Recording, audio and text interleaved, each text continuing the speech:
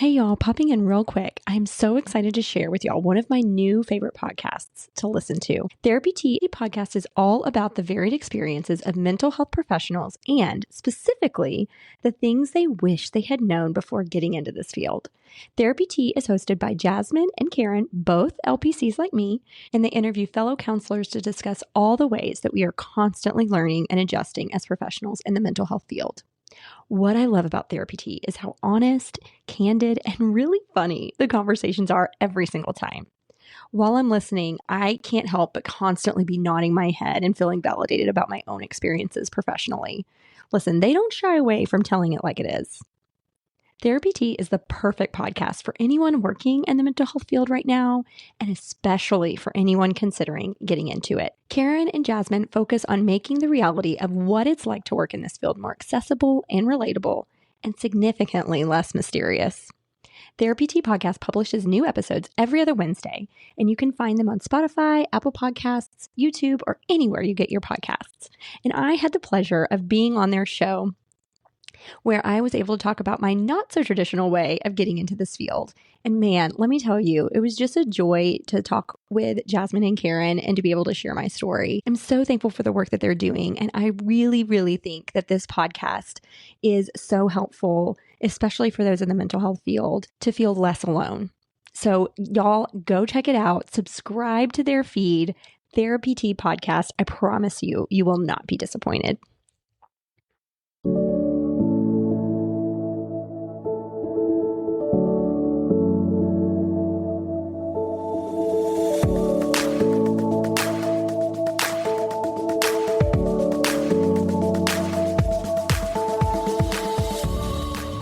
There, and welcome to the Couch Next Door, where a happy hour meets a therapy session. I'm your host, Candice Fraser, a licensed professional counselor. Each week, I'm honored to have a friend come sit on my couch, and we'll dive into an area of mental health that is impacting their world. We'll definitely laugh, probably cry, and maybe go on a rant or two, because we are all humans, full of emotions. Come hang out with us.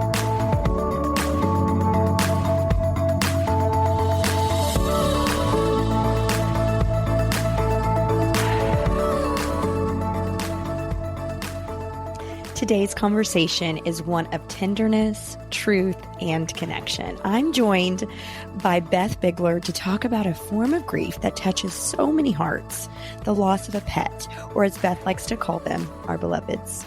Beth Bigler is an internationally renowned pet loss grief counselor who is dedicated to helping guardians honor the profound bonds they share with their beloved animals. After experiencing the sudden death of her soulmate cat Arnie, Beth transformed her grief into a compassionate mission, guiding others to validate their experience, connect with their beloveds, and integrate grief into their lives. As the founder of Honoring Our Animals, Beth is one of the world's leading voices in pet loss support, offering personalized care to individuals and families before, during, and after their beloved's transition.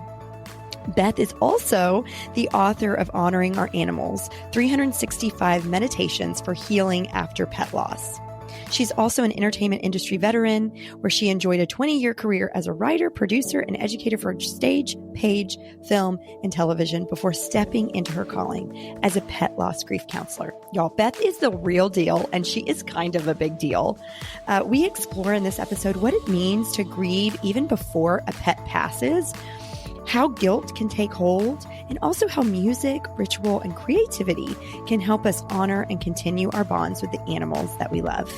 Whether you're in the midst of anticipatory grief or reflecting on a loss from years ago, y'all, this episode offers understanding, support, and hope. Be sure to connect with Beth on her website, honoringouraanimals.com, or she is very active on Instagram, and you will love to follow her because she offers so many great nuggets of wisdom on pet loss over there. Her Instagram handle is at honoringouraanimals. All right, y'all, here is my conversation with Beth Bigler.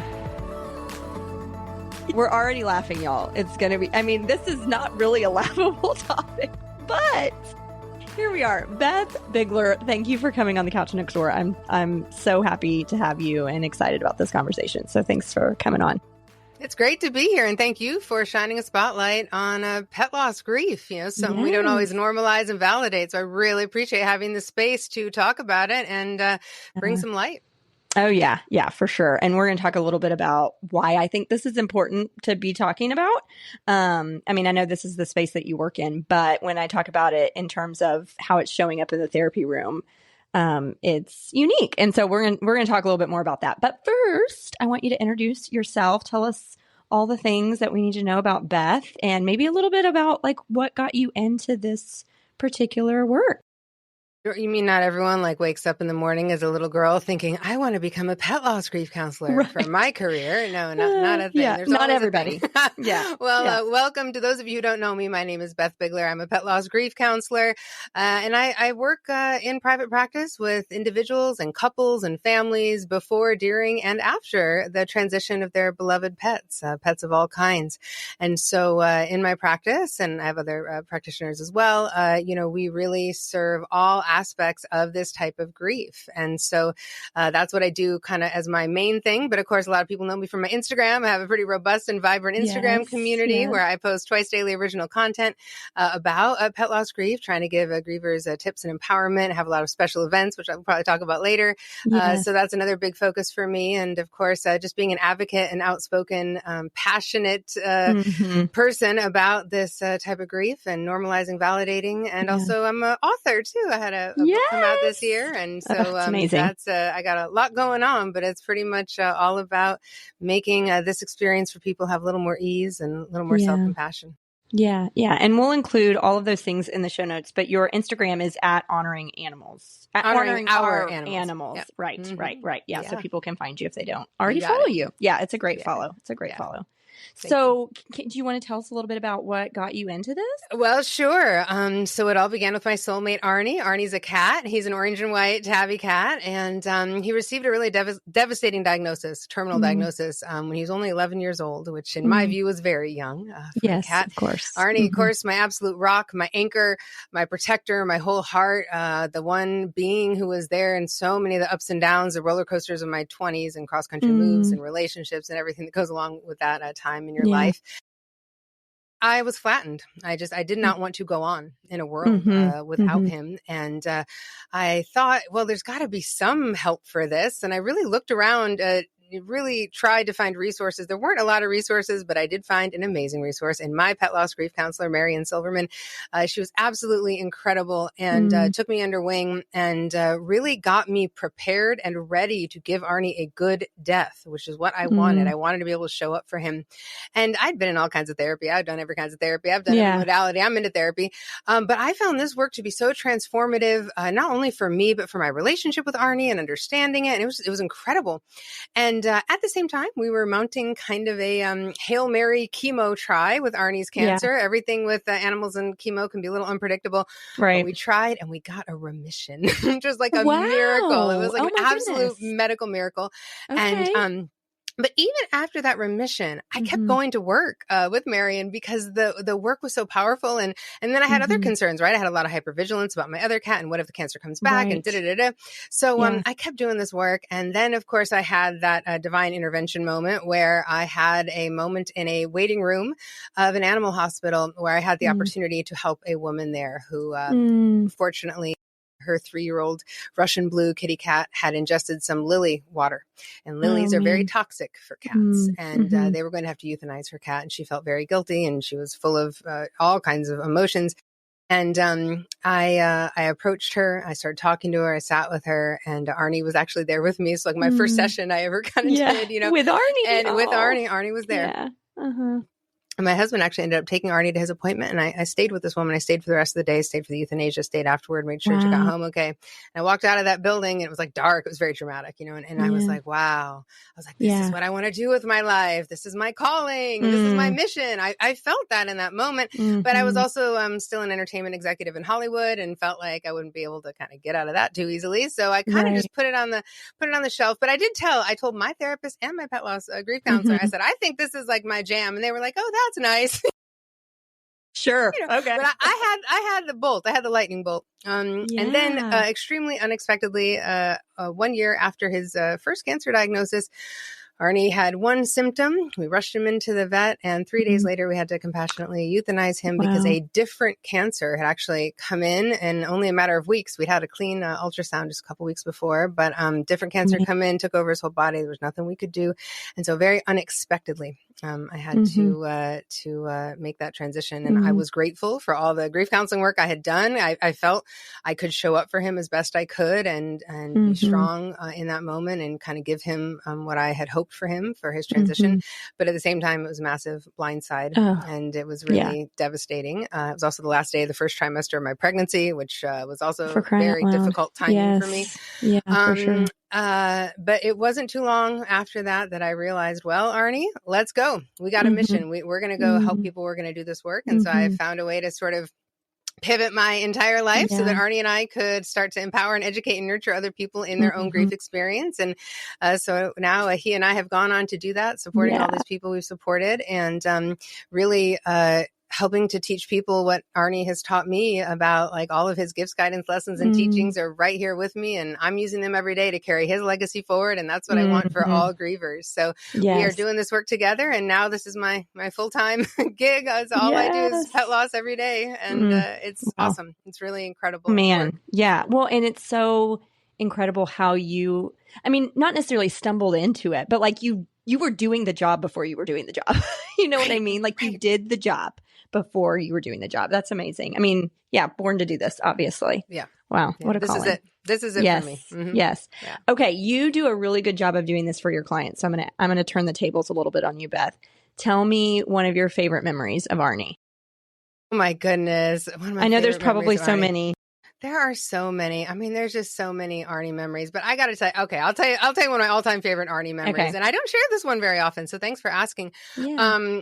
And if this hadn't happened to me, of course, this would be one of those things where you're like, I'm not sure I believe it. But one of my favorite Arnie memories is that I had a really difficult series of surgeries on my eye. I had multiple retinal detachments with a lot of complications. And long story short, I had to lie down actually on a couch on my side for about 5 months while I was healing from that. Wow. And I wasn't allowed to read or write or watch TV. It was really an isolating, horrible time. Of course, Arnie was there the whole time, kind of, by my side, which was very powerful. And in one of the surgeries I had 5 total surgeries. One of my surgeries, they did a procedure actually where I had no vision in both of my eyes for about 48 hours. And then my vision came back. It was really scary, trippy. Because I couldn't see. Right. And so, but I lived in a small apartment at that time and I was like, well, I'll be able to figure this out. And I did have some people helping me during the day, but I didn't really have any help at nighttime. So the first night I wake up and of course have to go to the bathroom and I'm like, I can do this. I can feel my way around, And so I stood up. And next thing I know, because Arnie had been sleeping with me, but of course he gets up too. I felt his tail on my shin, on my shin bone. And I thought, does he know? Does he know what we're doing right now? And so I'm like shuffling along, arms, I'm shuffling. And Arnie's tail never left my shin bone, and he guided me to the bathroom. And I was kind of like, am I dreaming? Is this happening? So it was so profound. And so, went to the bathroom, stood up, and then he was right there again. His tail was on my shin bone. And on the way back, I kind of walked normally because I was like, he's got it. He's got it. He's my seeing eye cat. We've graduated to that level now. And he took me all the way back to the couch. And every single time in that 48-hour period that was the case, he guided me to the bathroom every time. Now that I do this work and I've worked with, hundreds and hundreds of clients, I hear stories like this all the time. This is real. This is what's going on. But for me, I have goosebumps. It was so profound. I have goosebumps. Yeah. Oh my gosh. And that right there encapsulates how unique our relationship with our animals are. Right? I mean, that's it right there, because they just, I don't know how they do it, but they just know and they feel and they just know exactly how to show up for us. Exactly. Without any words. And that's what makes it so unique. That's right. Yeah. Well, and when we're alone, when we're scared, when we're frightened, when we're not at our quote best self, they are there with that unconditional love and acceptance and loyalty. And they're telling you, hey, you got this. You're okay. You are enough. And there are very few people in our lives that we get that from all the time. Yes. Oh, what a great story. I love that. Yes. Thank you. Thanks for asking. Yes. Okay. I feel like this is a weird transition, but I want to hear your rant. Now. A rant. Yes, you love these rants, don't you? Yes, I do. Okay. Well, I think I have many rants about grief. Of course, who doesn't have a rant about, if you've ever grieved, you probably got a rant, but my rant is really more for grievers. Isn't that mean? But it's not grievers' fault. But my rant is about the way that we should all over ourselves during grief, particularly this kind of grief and loss. And if you don't know what it means to should all over yourself, that's things like, oh, well, I should be doing better by now, or I need to clean up their things, or I have to stay strong for others. I'm supposed to be grateful. These are all versions, by the way, of shoulding, right? Right. And shoulds are usually nothing related to what's actually happening. These are like old scripts. These are demands that have been placed on us that now we're demanding on ourselves. Like, I shouldn't be crying so much. I shouldn't be feeling this deeply, right? And so if I'm in session with clients, I give them the big X with my hands when they should. I don't allow clients to say the word should. It's like a swear word. jar. Yeah. It's like in my house, we treat it like a swear jar. That's you know, you get like $5 if you should, right? So it's really powerful to get that memo if you're grieving and you hear these shoulds coming up. First question I want you to ask is, who taught you that? Because most of the time, the things we're shitting ourselves about are not even things that are rooted in reality or in research-backed evidence or professionally endorsed. So really important to slow down and be like, wait, I should. Why? Who said I should do that? And do I trust them? And are they a good source of information? And a lot of times we don't even know where it comes from. And then the other thing I want everyone to do if you're having a shoulding issue is to just start doing some word replacement, right? And like think about other words you can say instead of shoulding, like I desire to, I wish, I prefer, I aspire to. It would be easier for me. It would be kinder for me if I. So, you know, I should be over this by now. It might be, hey, I prefer to feel less intensity of my pain and I'm allowed to feel what I'm feeling, right? Yeah. So anytime we can replace kind of that shoulding and catch ourselves when we're shoulding and stop the shoulding all over ourselves, that's my rant for grievers. And also for other people, because by the way, people say this, so, well, you know, you should really get another one. Right. You should adopt again soon.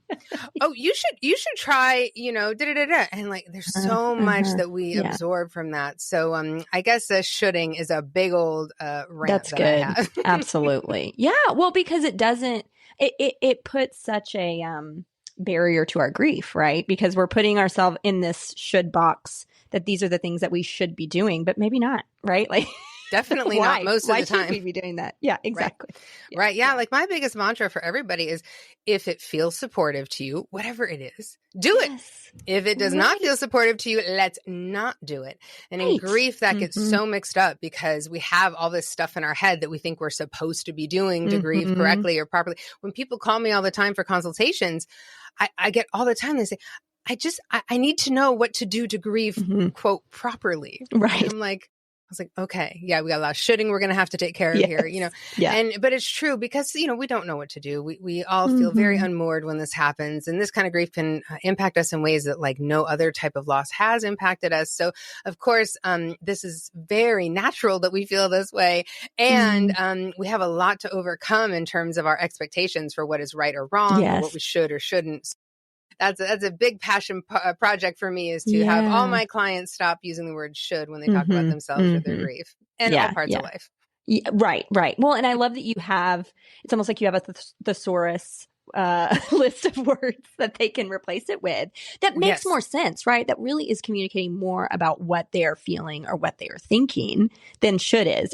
I think should sometimes is just an easy word to throw in the sentence, but the connotation of it is not helpful to our emotional health. It's a demand, right? It's a demand. Right. And, you know, and by the way, there's sneaky shoulding too. Need to, have to, ought to, must, all of that, you know, that's all sneaky shoulding. So yeah, I don't want grievers to have any more demands put on them. I want the opposite for them. And sometimes we do put those demands on ourselves and it's so much kinder when we don't. So yeah.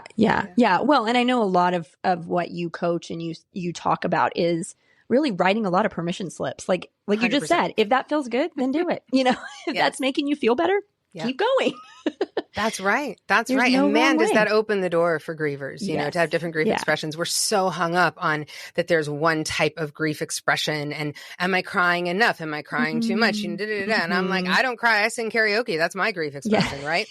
And we really want to like start having more conversations, hopefully, about normalizing different types of grief expressions. And so I do write a ton of permission slips. If any of you, if you ever hear me talk, if you ever hear me on Instagram, if you ever hear me in session, we are just constantly writing permission slips, which is a great thing. We can all get more into doing that for ourselves. Permission slips for absolutely. everything. Right. Yes.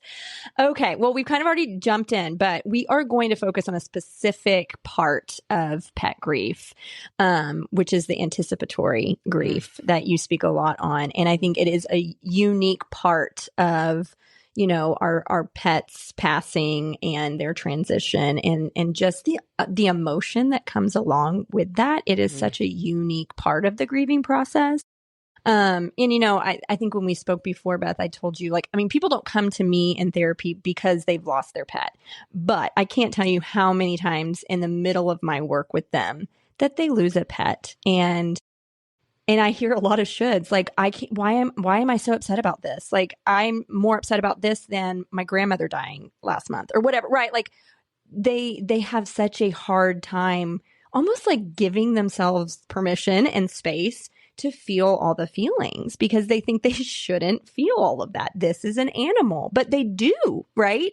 And so that's why I think this is a conversation that needs to be talked about, because it is something that's popping up in the therapy room. And I know you've experienced, like, therapists don't always do an awesome job at addressing that, right? And so Well, listen, I love therapists. Yes. I love therapists. I love all my therapists. I have so much respect for therapists. There are wonderful therapists, but just like in every other profession, there are not so wonderful therapists too, right? And sure. And I don't blame therapists. Many therapists have a very specific, there's several specific kind of reactions that I hear all the time when people call me because they've gone to a therapist before they come to me and it hasn't gone so well, Yes. And there's a lot of reasons. And some of it's not even a therapist's fault. It's in the training. It's how therapists are trained, and they like, and I totally get it. But if I had a nickel, I could retire for every time someone has said, I went to a therapist and I said, I'm grieving my dog and I don't know what to do. And my whole daily routine is disrupted and I don't know who I am anymore. And I'm so guilty. And the therapist will say in the first session, they'll say, oh yeah, that's really hard. But let's get to what this is really about. Can you tell me about your childhood? I mean, that's really where the therapist will go. It can't possibly be about the dog. It cannot be the dog. And how invalidating, how shaming, inadvertently. And I know why therapists go there, by the way, and it makes sense. And look, they're not all wrong. A lot of the ways we respond to this about grief, the way we respond to any grief, has to do with like what was going on in our family of origin. But we cannot start there. We've got to start with our relationship with the beloved. Yeah. So no knock on therapists, but it is true that there's just, this is a very niche specific thing. Yeah. Well, and I wonder too, like some of those therapists that maybe minimize that relationship, maybe they're not animal people. Maybe they don't have pets. And so it's maybe harder for them to understand that relationship. I mean, when I think about just personally, I am an animal person, but when I think about when I've lost my pets, it is unique because this is something I've taken care of every single day, and since they entered into my home, it is another child essentially, and they're part of my everyday life. I can't, and something I tell clients often when we're talking about these things is I can't tell you how many times I fed the dog that was no longer here. Yes. Because that was just what I did. And then every time I'd end up in tears because the dog is not here to eat the food, right? And so that's what makes it such an intense emotion and an intense relationship, because it is an everyday thing. Hey, y'all, just popping in. My friends over at Work Ethos are launching a program called Founder to CEO Fast Track in January of 2026. It's designed specifically for women founders who are done wearing all the hats and ready to make their next strategic hire without the second guessing. It's invite only, super high touch, and seriously transformational. If that sounds like where you are right now, I really think you'll want to check it out. It's a 90-day experience starting in early January with weekly live sessions, private consulting, and tools that help you lead, hire, and grow without burnout. I've seen the behind the scenes of this program, and let me tell you, it's not fluff. It's strategic, personal, and incredibly practical. You'll walk away knowing exactly who your first or next critical hire should be, how to delegate without losing control, and what it really means to step fully into your CEO role. If you're curious, check out the link in the show notes to learn more. And if it sounds like a fit, I'd be happy to connect you directly with Marty Munger, the co-founder of Work Ethos, to answer your questions. Well, and that's part of the huge disturbance that happens with your neurons. You know, the fact that you kept going to feed the dog is what your neurons are just going with the daily routine, or your neurons have not gotten the memo. And that's a huge thing we work on. I call that the clobber. You know, you're going to do the thing you used to do. You look over at the sunny spot on the couch. Oh, he should be there. I go to feed him. He should be there. And you get that clobber effect, which is that gut punch feeling, right? And you do end up in tears. And that's pretty much day one. That's the first thing we start working on, how to stop that clobber, because we have to stop that clobber or we cannot function. And so it has to do with our brain. It's not our fault.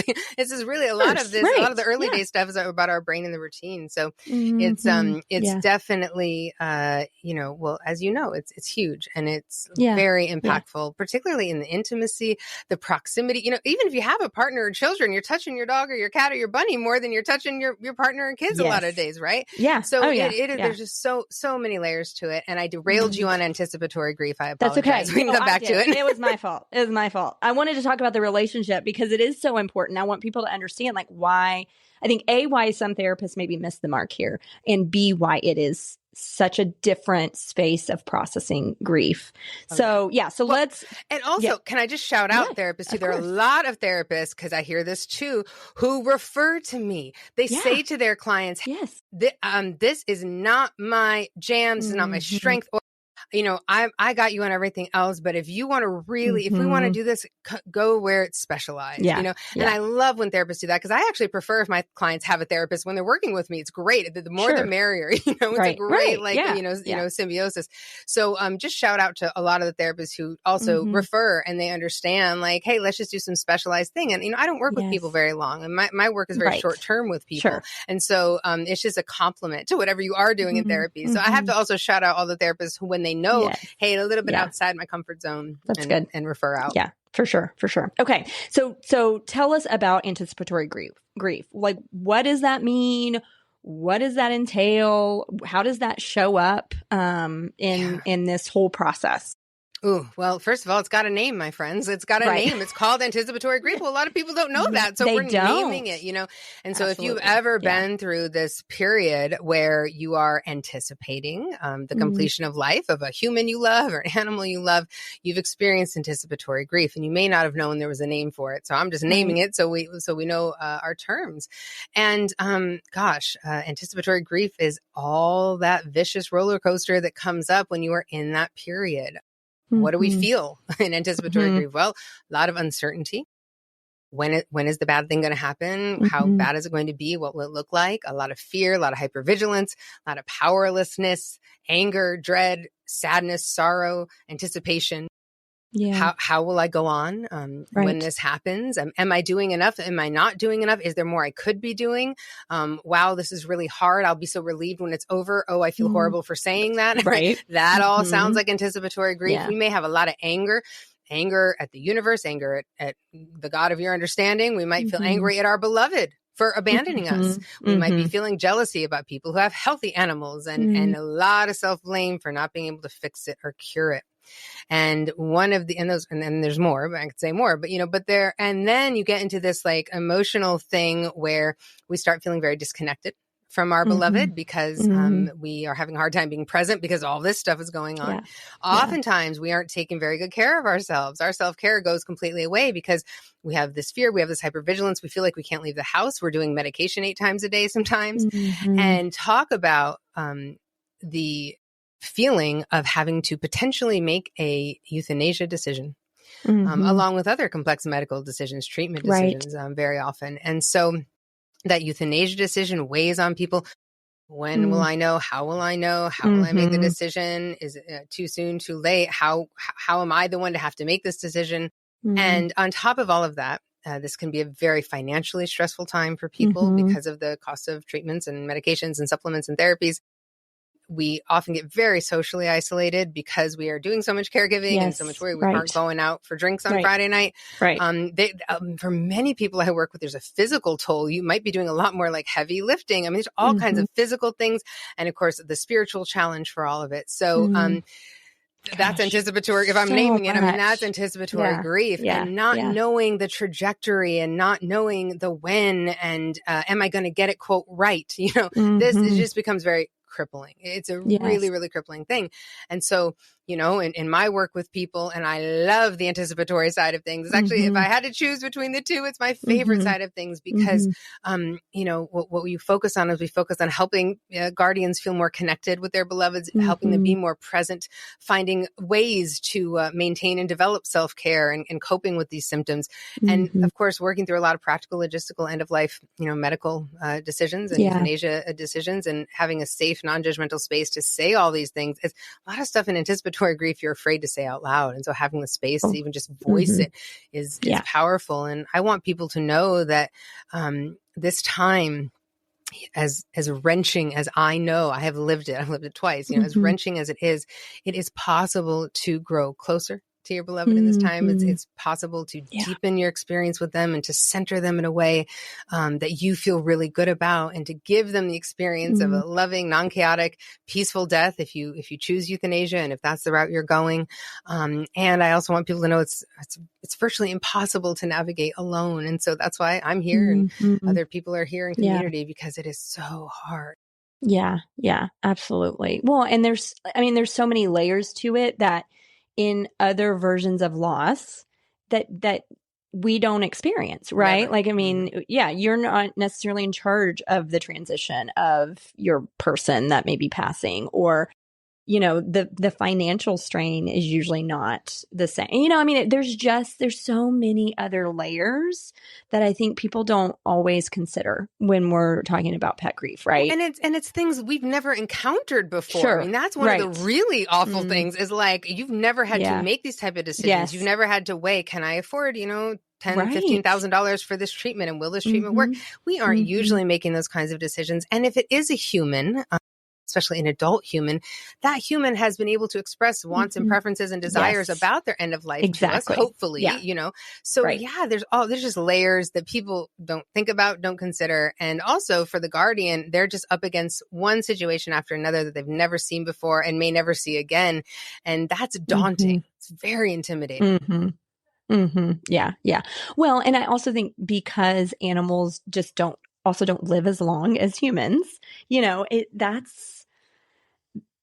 was one thing that, like, people always say to me, is like, when are we going to figure out how to make animals live longer? Right. Like, how? But absolutely. I feel like, Beth, you've done a version of that, because something that you encourage in grief is keep them alive, right? Like, keep talking to them, keep honoring them, keep saying their name. You know, I mean, you have in a way given us a version of keeping them alive longer. Yes. Well, because that's how I see it. You know, I do not believe that our relationships with our beloveds evaporate just because they don't have earthside presence anymore. There's no way, you know, these gifts, guidance, lessons, teachings, the vibrancy of our relationship is ever present. It is ongoing. It's a relationship we can continue to give to and receive from. We can be in collaboration with our beloveds, you know, and of course, and listen, you may know this, I did not invent this idea, by the way. There's a whole grief theory. It's well-researched called continuing bonds, right? And continuing bonds theory is awesome. And if you read about it, it's so cool. And we know from the research that this is actually an extremely supportive way to support grief, both with humans and with animals. So, you know, so it makes total sense to me. We just never heard about it because all we know is like the 5 stages. Like that's all like in pop psych, that's all we've ever heard of. But yes, you know, and particularly because our beloveds are so woven into every facet of our lives, it's easier for us to keep them included and keep them, you know, very present in our lives, and that we can honor them like the ancestors that they are. So now, when you're in early grief, and if anybody here is listening and you're in early days and it's raw and it's awful, that idea that I just said may feel very far away, and that's Mm. okay. Yeah. It's okay if that feels far away today. It's not something you got to figure out this second. Ultimately, though, in the long run, that is my dream for all my clients to feel that they are in deep collaboration with their beloveds and that relationship is continuing to evolve for them. And that's, of course, how I see it, with my relationship with Arnie and my cat Zelda. Yeah. And like you notice, like I go in and out of present tense and past tense with Arnie. I talk about Arnie in the present tense more often than past tense because he is he's a vibrant, alive, important relationship in my life, and it's very powerful. However, this grief can also do a lot of things to make that connection feel more murky. Guilt is one of those things that kind of comes around us like a dark cloud and can be very hard for us to feel any connection if we're coming in from that guilt place and a shame place or an anger place. So, there's a lot of reasons why it's hard to feel that way, but that's, that's the dream for all my clients anyway. And we get there, which is nice. Right. Well, and I think that is a way that they demonstrate their process and even the progression of their grief, right? Like seeing those intense emotions, but then seeing how they're able to start, honoring that bond and making, and even like you're saying, speaking about them in present tense. That's huge. Okay. Yeah, for sure. So you mentioned the guilt part. So can you talk a little bit more about like the shame and guilt that shows up in pet grief, specifically with anticipatory grief in this process? Yes. Well, listen, across both anticipatory and post-loss, like guilt is probably, I think the number one thing people come to me for is wanting to feel this connection with their beloveds. They want to feel that ongoing relationships. That may be number one, but guilt is definitely a strong number two, if not tied for number one, because it's very hard to experience any kind of pet grief without having a little bit of guilt, shame, or regret mixed in.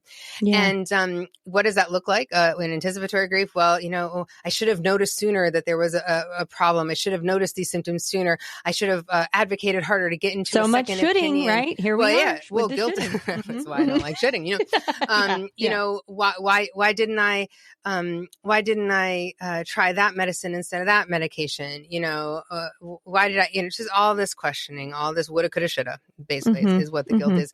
And in a sickness, especially, our guilt comes in, and then we start like fantasizing. Well, if I'd gone to a different doctor, if I'd gone to a different hospital, it would all be different.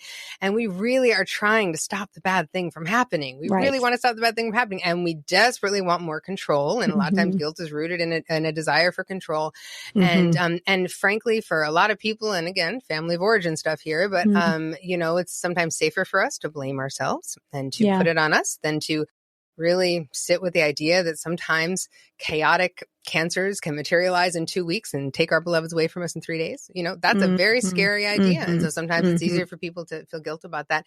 And of course, in anticipatory grief, we have a lot of guilt about, why did I go on that vacation? And I could have had that time with them. We have a lot of guilt associated with like time, and why did I go out to dinner every Friday night with my friends when I could have been home, enjoying them? And so a lot of that, why did I put my attention elsewhere sort of thing, that shows up a lot as well. And then, the guilt of like making the euthanasia decision, and people have guilt about making it before they've even made it, right? Because they feel this is not my place. And so, I mean, guilt shows up in many facets, but on the anticipatory side, those are some of the most common spaces. Now, one nice thing, if we have some time. Now, sometimes I work with anticipatory clients and we've got like a day. Sometimes I see people and we have one day and this is the day before the euthanasia and we are doing some work to support that. But a lot of times I get months, or weeks even. We can, one nice thing when our beloved is earthside, we can actually work on a lot of that guilt with our beloved present, engaging with our beloved. And I have a lot of tools and strategies and things I use for guilt.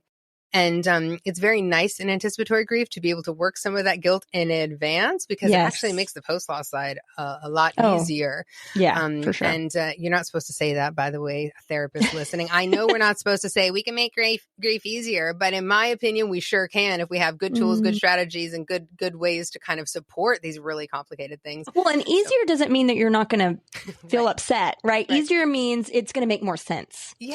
Yes, you have some ease to it, right? Yes. But it's just not a thing most grief people, no, I know. Supposed to say easier, but it is. Listen, like if I hadn't done all that, like a year of anticipatory grief work before Arnie's transition, like a lot of things in my post-loss experience would have been way harder, and they're not. And I see that in my clients when I work with people on the anticipatory side. Their post-loss side is a lot lot easier. Also, because they've started using a lot of the tools that I know help support on the post-loss side. We get that habit going early, and then it carries into. So guilt and shame and regret are huge. And by the way, a lot of people I work with also just have a loud critic. They got a loud critical voice. See, guilt on its own isn't an all bad thing. Right. Guilt can sometimes show up to teach us something. There are no bad emotions. And guilt is often like, hey, maybe we can do this differently in the future. Guilt's not always coming in hard to make you feel horrible about yourself. But if you're already someone who's, a little tough on yourself in all areas of life, if you're already someone who maybe says nicer things to other people than you do to yourself, if you have that loud critical voice, that critical voice is going to latch on to the guilt and just keep kicking you down the stairs. So that's a big part. I do a lot of critic work with people because our critic shows up in our grief. And so it's a wonderful thing though, because when people start really understanding how all that works and they start being kinder to themselves and they get their self-compassion going, then they recognize that when their beloved would never speak to them this way, like your beloved would never talk to you the way you're talking to yourself right now. And when we can start making the connection that they've actually had a wonderful teacher for being kinder to themselves, then we can use our relationship with our beloved to be nicer to ourselves and to help work with the guilt. Every single time, our beloved is our best asset in this work. And so on the anticipatory side, when they're present, when they're here, earth side still, it actually makes the work very effective because they're here. And that's awesome.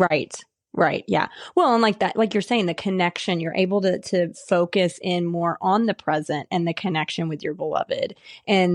And I think what you even mentioned earlier, sometimes people pull away from their beloved because of the fear and the anticipation of all these things to come as a way to try to protect themselves. That's right. And that, that's just compounding the guilt and maybe even compounding some shame in there too, because they're pulling away instead of moving in closer. What the work that you're speaking of is like, let's be with them. Let's be as connected as possible right now. And even post. So talk a little bit about that bond once the loss has happened. Like what is the importance of that, I guess, when we're talking about the process of grief and post-loss and keeping that bond alive? Well, for my clients, many of them, they come to me and they feel like, the only place I've ever received unconditional love with is gone and I'm never going to have this again. And like, it's such a self-defeating, sad, hard place to be. And I know what that feels like. I had those same fears myself. So, the first thing we want to do is really try to remind ourselves that all of that energy, that love, that connection, those gifts, guidance, lessons, and teachings, it's all still there. But it's going to look a little different. Okay. So the connection's not over. It's going to change shape a little bit. And so how are we going to do that? Now, one of the best things for our brain, this is like pure brain stuff, but it's good for the continuing connection, right? Is to stay in your routines with your beloved. So if you always said goodnight to them and you said all their schmoopy poopy nicknames to them at night, go ahead and say the goodnight ritual with the schmoopy poopy names. If you sang that like good morning song to them and you always had that same good morning, sing the good morning song. Your brain's going to like it better because it's staying in the routine. And it's a new way to do a connection point with your beloved. If you always greeted them when you left the house and came in the house, put that picture by the door, double tap that picture, give a nose boop and do that greeting, right? The more we stay in those routines, particularly in the beginning, the easier the adjustment is for your brain. And you start figuring out what rituals feel good. And like, that's and good. I am just full of ideas of ways to do that. A lot of my clients like bathroom time. I've spent more time talking about bathrooms in this than, because our beloveds are always in the bathroom with us. They're like the only people in the bathroom with us. And so I have all kinds of ways that, we stay connected. I have shower altars that people have made. We've got like statues by the toilet so we can like double tap a statue and say, I love you.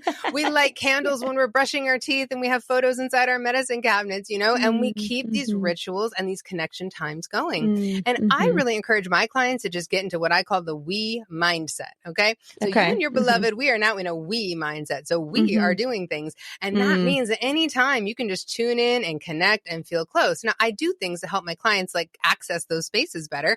But like when I'm pumping my gas, if you see me I'm like closing my eyes, I'm pumping my gas and I'm tuning into Arnie. We are feeling connected. We're having a little chat. When I'm in the waiting room at a doctor's appointment, I'm tuning in with Arnie, having a chat. You know, I've popularized a lot of things like every time you're going to do an order, like coffee or takeaway or reservation, put it under your beloved's name. So like, and that's a lot of my clients and my followers love to do. And so you get to hear Arnie's name shouted out in the coffee shop, which is like the best word in the world, you know? I do a lot of things with like signature color. That's why like you see like my couch is orange. Everything in my life is orange because orange is Arnie's color. And so every time I choose orange, I'm choosing Arnie. And I even say whenever you know, I'm looking at my desk. I got my candle here. I got my universe box here.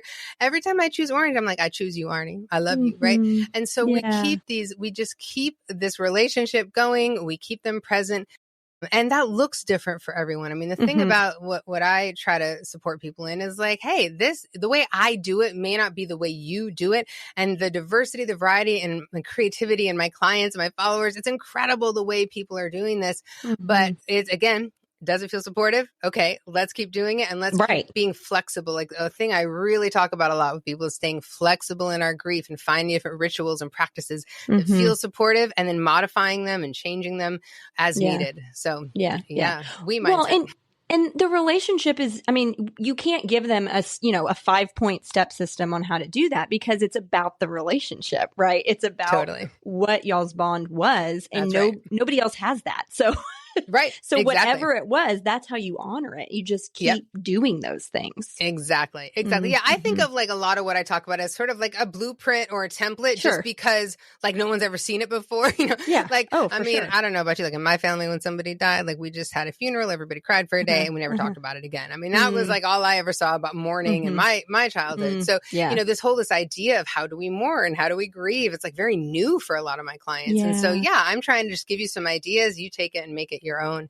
And boy, my clients are so inspiring. They do all kinds of things, you know, a lot of legacy work too, legacy projects, doing like volunteer work or supportive things in the community in their beloved's name. So beautiful, you know, so there's just all kinds of ways to approach it. And as many ways as there are relationships. Absolutely. Well, I feel like this whole episode has been just a whole bunch of words of encouragement, but I want you to just give one sort of little nugget for anybody that may be in this anticipatory grief moment. What do you want them to hear? What do they need to hear being in that stage? Can it be like 4 things? I can't. Yeah, go ahead. Do whatever you want, Beth. You know, I would say, listen, first of all, everything you're feeling right now, the roller coaster of it all, it's valid. It's profound. You are not alone. I would say yes to support. Seek support, whatever support looks like for you. Say yes, even if it's uncomfortable to accept some support or some help. Just because you feel guilty about some aspect of this doesn't mean you have done anything wrong. Begin a self-compassion practice, please. Yes. Okay. Begin a self-compassion practice. And most importantly, all of these gifts, guidance, lessons, and teachings that your beloved is continuing to give to you every day, they are present, they are alive, they are in you always, and they will always be with you. Your relationship with your beloved will always continue and go on. You will be able to give to it. You'll be able to receive from it. It's going to evolve and expand for all time. Your story with your beloved will be forever.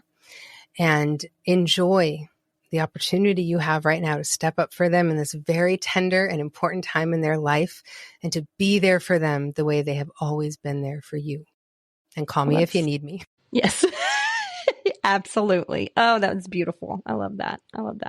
Well, anything that we didn't cover before I jump into our self-care segment? I mean, I could go all day, but I think we hit a lot of good points. And I hope that people listening, you know, if you're experiencing this, or if you have a coworker or a family member, or like, you know, maybe if you haven't totally like gotten it, maybe you've just learned a couple things about like what they're experiencing and you can go out and show up for them a little differently. Cause I think that's the only way we're going to really create some meaningful cultural change about this. So I appreciate anyone who's listening who maybe isn't experiencing this or hasn't experienced it, but also just shout out to like the support people around pet grievers. Yeah. Okay. I'm going to plug something for you. Thanks. Beth's book, Honoring Our Animals. Like, let me tell you one thing to what you just said. If you don't know what to say, if you don't know what to do, and you know that somebody's going through anticipatory grief, or maybe they've already lost their beloved, send them this book. Like that's what I've done. Even people that I'm not like speaking to constantly, but like they posted on Instagram, I've just lost my dog. I just send them the book, right? Like, because even if it's not something that they go page by page, you just open it and there is something that's going to be encouraging. And so this is 365 meditations for healing after pet loss. And so you walk them through every single day, something that they can do. And there's a lot of favorites I have in this book, but one of my favorite things is, so you have a little paragraph and then you have an invitation. And so that's so helpful, I think, for people that are more action oriented, like they want to do something. Yes. It gives them something to do, something to journal about, something to think about, something to create that bond in real time.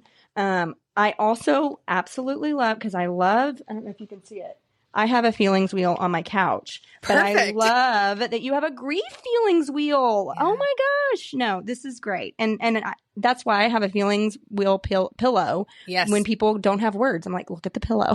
Yes. Give me some words. Yes. Oh, it's so important. So and it validates for grievers. There's so much going on here. There's so many emotions. And frankly, I wanted to make it bigger. We ran out of space. I had more emotions I wanted to add. Sure. And there are also invitations in the book where you can use the feelings wheel for the invitation, which is really nice too. So you can get some ideas about how to use it to support yourself. Yes. So good. And you have a glossary, which I love because, I think, again, language matters and language matters, especially when we're expressing our feelings and knowing what to call things and feelings. And, I feel like you covered everything in this book. And my favorite part, what my favorite part is the index. What? The index is really my favorite part. Well, I always love an index in a book. Like, totally. If a book has an index, I'm all for it because it's so easy just to find what you need. Yes, exactly. And like, I get like DMs almost every day. Like, should I start at the beginning? Should I start today? Like, you can do this any way you want to do it, honey. Do it, feel supportive. But, the index too is so powerful because you might wake up one morning and be like, art, I just want to make art today about my beloved. Yeah. So, okay, I want to let me go to the art entries, or I'm angry today. I'm feeling very angry. I want to read about anger, and that, a lot of people are using it that way, which is really powerful as well. Yeah. So I'm really pleased with it. Yeah. I'm so glad to be able to offer this as a gift item. Like you said, there's just very few gifts that resonate and that are going to be helpful. And I really wrote that I wrote this with that in mind. And I do love those invitations. So many people come to me and they just say, I don't know what to do. And like what can we do that actually helps? Those invitations are just little things every day you can do that hopefully will feel supportive. And if you hate one entry, just go to the next one. Find one you like. Right. Exactly. Well, and I think that's what makes this kind of a book, because of the topic, perfect, because it's not like you have to read it from cover to cover. You literally can do what you need, like, and really listen to what you need and find something in here to help with whatever the need is. Yeah. And there's just not anything out there like this. No, and in fact, most grief books are kind of like textbooks. They're so thick. There's so much text. Yes. And a lot of my clients, even like some of the books I recommend, you asked me for some of my favorite books and I gave them to you. But like even the books I love, they're text heavy. And a lot of people are like, I can't read more than a paragraph right now. Oh, like, gosh, no way. Yeah. No. Yeah. So like most grief books are not digestible enough. And so that's why I really wanted this to be very digestible, accessible, easy. And you know what? It's also for people, if it's been a while, and so don't be afraid to also give it to someone. Maybe their loss was a year ago, 2 years ago, but it was impactful. This validates that was a hard experience and opens up a whole new path for them to support their grief, which might also feel really nice. Right. Well, and I mean, milestones around grief are so hard. So like if it's been a year, or if this was the gotcha day or the birthday or whatever, then like this is a great way to honor it, because it's still honoring their beloved. Yes. Milestones, also a topic in the index. Yeah. Well, yes. And that's like one of my number one tips, because we didn't do anything about like, how do you help somebody? So I'm going to give one tip just for like, if you know someone who's had a loss. My favorite tip, oh my God, a lot of favorite tips. One of my favorites is when you find out that someone has had a loss, figure out what date it was. if you can find out, and put that in your calendar, please, and put that on a repeat. We have no excuse now. We all have our calendars on our phone. Put at the bare minimum a yearly repeat so that every year on that date you can check in and say, hey, I'm thinking of you and your beloved's name, and honoring your relationship, sending you love. Bonus points if you put it in monthly. Because let me tell you something, the people I work with every single month they know, and every single year, and those milestones are hard. And also make a note on your holidays. Make a note. If you got a friend who loves Thanksgiving or loves Christmas, you know what's going to be a hard day for them? That holiday. So put a note on your calendar. Oh, let me check in with so-and-so about beloved pet's name. Also put the beloved's name in your calendar because you might forget. Just in case you forget, you don't have to think about it. You put it in. So that is just one kind of calendar tip for supporting grievers because oftentimes grievers won't tell you that it's coming up and they're having a hard time. In fact, I tell people on Arnie's 1-year anniversary of his transition, I didn't get one text from anybody until I put something on social media. And then of course, but it's okay. I'm not mad about it. It's just nobody knew. Right. You know, so I always try to remind people, hey, tell people when things are coming up, if you're having big feelings, but also put it in your calendar as their friend. It's a if you know thing to do. Yeah. No, that's really good advice. Absolutely. Yeah. And I think that's another thing I hear is like from people that maybe are on that other side, like, I don't know what to say. I don't know what to do. But that is a very, I mean, like you said, easy. You got a calendar, repeat every year.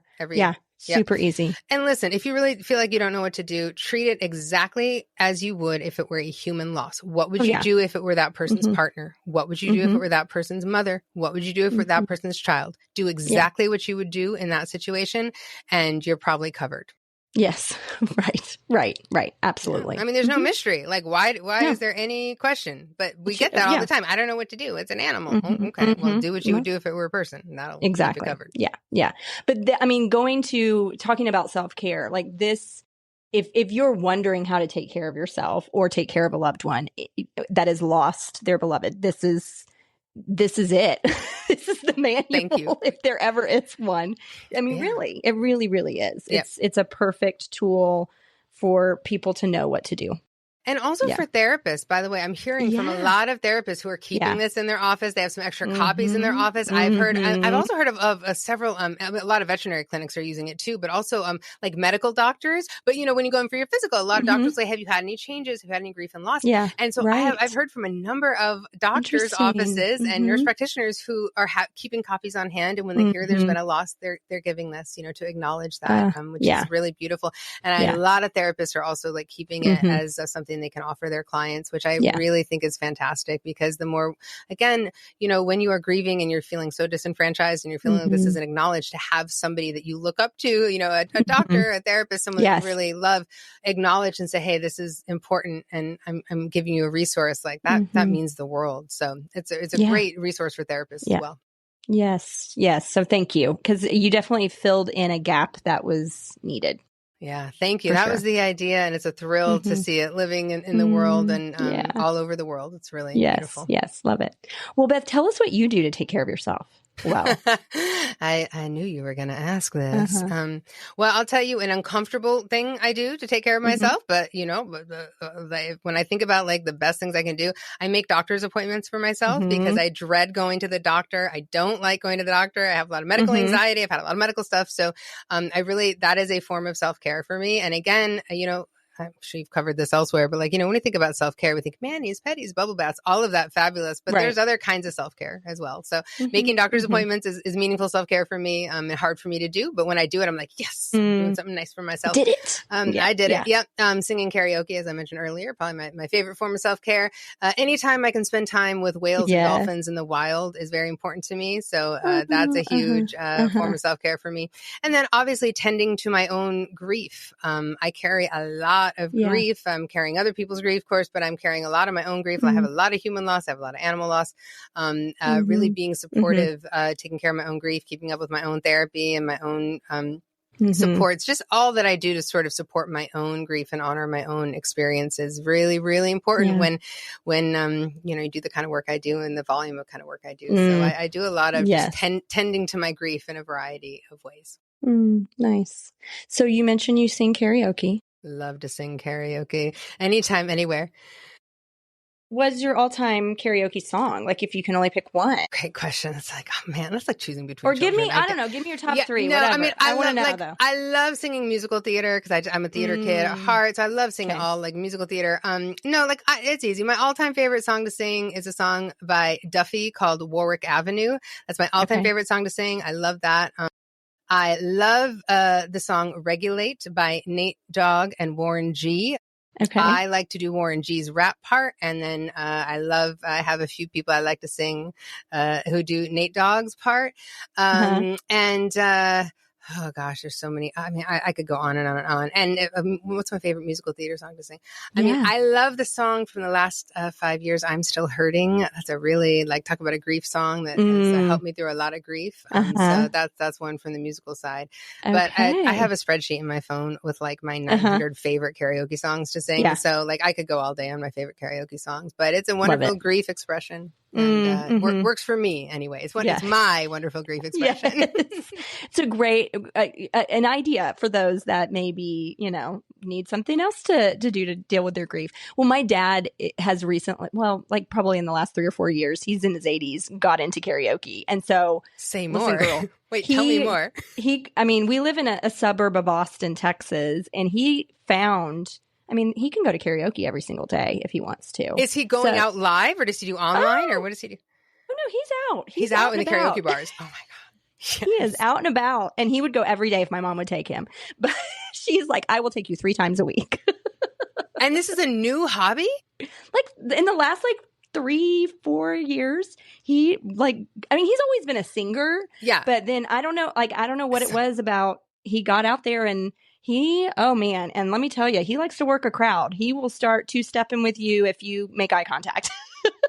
Can we do an episode with your dad where he just talks about what he loves about karaoke? It's amazing. And to get a new hobby at that age, isn't that a beautiful thing? Well, he's very good at he's kind of had to reinvent himself throughout the years. And this is one of his ways he's reinvented himself. So what's his favorite song? Wait, what's his favorite song to sing? He loves old country. So he'll sing Willie Nelson, George Strait. Yeah. He will do, oh gosh, I don't know. Johnny Cash. He's getting some Johnny Cash. Yeah, he'll do some Johnny Cash. Merle Haggard. Sinatra. He'll even do some Frank Sinatra. Excellent. Some old classics. So, amazing. I love that. But you were talking about your spreadsheet, but he has a little red book. And so he writes, and he'll practice. He practices before he goes. And so he gets his list of songs, and he's great. Ready to go when it's his karaoke night. I don't want to I don't know. I'll text you my favorite, the best app for practicing that has the best song selection. I'll send you an email about that. Cause he would love that. Yeah. Cause they're not all created equal. So you need to have really good song Yeah. selection. Well, what we've done is, cause my parents are a little older. So the technology part, we've just got him on YouTube, and we got him a microphone that he can, but he just uses the YouTube with the lyrics. So if there's an app, that would probably be better. I'll get with you offline about this, because this is important. Because listen, if you're serious about singing karaoke, you got to practice. We used to. And let me tell you, he's very serious. I'm coming through Austin. I'm going to sing karaoke with your dad. I cannot wait. Let me know. He would ready. Love that. It would be amazing. I can get down. Patsy Cline, here I come. We got it. Yeah. He's going to be great. I can't wait. My mom is also a very good singer, but she will not get up with him. And that is breaking his heart, because he wants so badly to do a duet. So if you came in and did a duet with him, he would die. Gosh. Yeah. We got to find him a karaoke buddy. Yeah. Well, that's a funny thing. They all kind of travel around. So he definitely has karaoke friends, and he's, recruited some people to do duets, but he really wants my mom to do it. And she's like, nope, I'm not that kind of girl. Oh my goodness. Maybe that's something we could work up for his birthday. Maybe we could convince her to even if it's not in public, but maybe we could get her. Mm-hmm. We did for his 80th birthday. We did a karaoke party, and it was at their house. So she did sing with him. Yeah. So that was his 80th birthday party. This is fantastic. This is amazing. I love karaoke. Now, some people out there, I know some of you listening, if you're still listening, you probably like karaoke, because there are people who just do not like the karaoke situation. Right. But I got to tell you, I've processed more grief singing karaoke than just about any other grief expression. So it has been a real support. Well, music is so healing. Music is so healing. I can't tell you how many times people come in and just read music lyrics to me so that they can communicate how they feel. So, completely. Yeah, we have whole playlists. We have an Honoring Our Animals playlist. We have a bunch of playlists on our Spotify Spotify and that our clients, contribute to songs and things. Awesome. And I always love when my clients have a signature song for their beloved, and a song. I like an up tempo and a ballad, because I always want to have a happy song to correlate with them. So finding our beloved's signature theme song is always a fun activity that we do. It is. I don't think people do that enough, because we've done that with our dogs. Like we have and it's just like a silly song that maybe we change the lyrics to, and we're like, okay, this is now your song. And so, yes, exactly. And so what are your dog's theme songs? Now we got to know. So our first dog was named Bentley, and we used to sing Sweet Caroline, but we'd say Bentley Boy, Sweet Bentley Boy, and that's how we'd sing it. And then the dog that we have now, his name is Boomer, and so there's this song called Boom Boom Boom, and so yes, my feet go boom boom boom boom boom boom. In my room. I love it. That's his song. I love it. Yeah, not enough people take the time to search their beloved's name on Spotify or on whatever music platform. Yeah, because there are some songs, deep tracks with names in them that you just might discover you love. Like my favorite. So Arnie, my soulmate. There is a song that exists called "Thank You, Arnie," and it's about the golfer Arnold Palmer. But not Arnold Schwarzenegger, but the whole song's like, "Thank you, Arnie." I know, it's so good. It's just so good. So you did do that Spotify search on your beloved's name. Yes, you can find a song just for them if you don't have a signature song yet. Deep tracks. Okay. Yeah. There you go. Love it. There, we're going to leave you with that. Leave it with that. Hit stop and go to Spotify and search your beloved's name and see if you can find. And then come drop a comment on my Insta or DM it to me, because I always love talking about the music. Love it. So good. Well, Beth, thank you so much. This has been, I don't want to say a great conversation because it's a really hard topic, but you have provided us with, so much. So many things that we can do to take care of ourselves, to take care of others really well, going through this process and really just validating all of the feelings. There's so many feelings when we're going through this kind of grief. And I think it's really important for people to hear that that's okay. And we're not going to should it anymore. No more shitting. We shall not. Yeah. Okay. Thank you so much, Beth.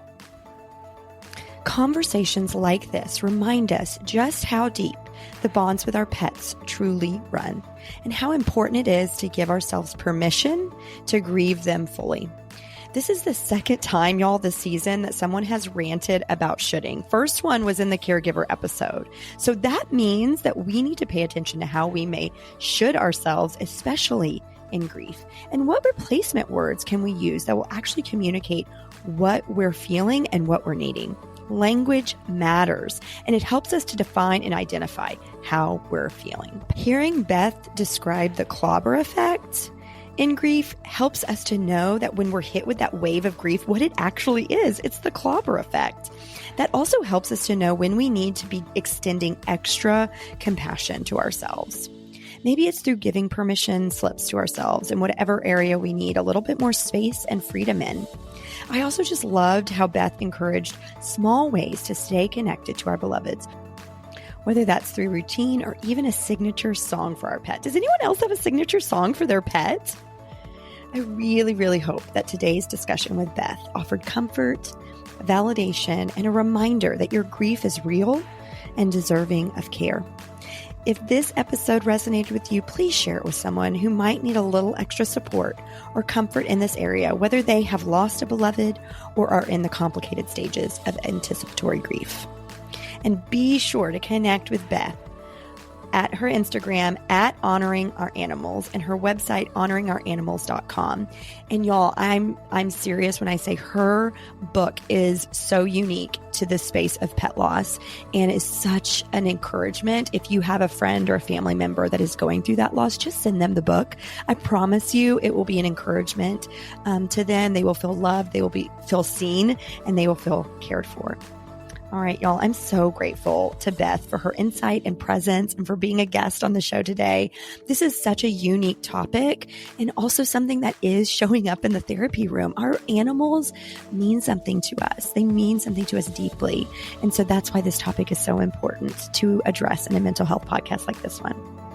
All right, may y'all carry forward the love, memories, and rituals that bring comfort and healing through a pet loss.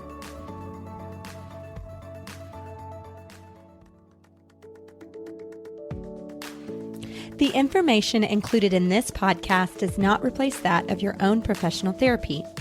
If you believe you are in need of professional assistance, please reach out to the medical community in your area. The Couch Next Door with Candice Fraser was created by me, Candice Fraser. Graphics by Jason Fraser. Music by Josh Bissell. You can find the show notes and affiliate links on CandiceFraserLPC.com. Click on the tab Podcast and you'll find all podcast-related content there. I'd love to connect with you on Instagram. Find me at Candice Fraser LPC. Give the show a rating or review wherever you listen to podcasts. This really helps get the show to more listeners in the world, and I would be so grateful to see what you all are loving. Until next time, show kindness to yourself and those around you.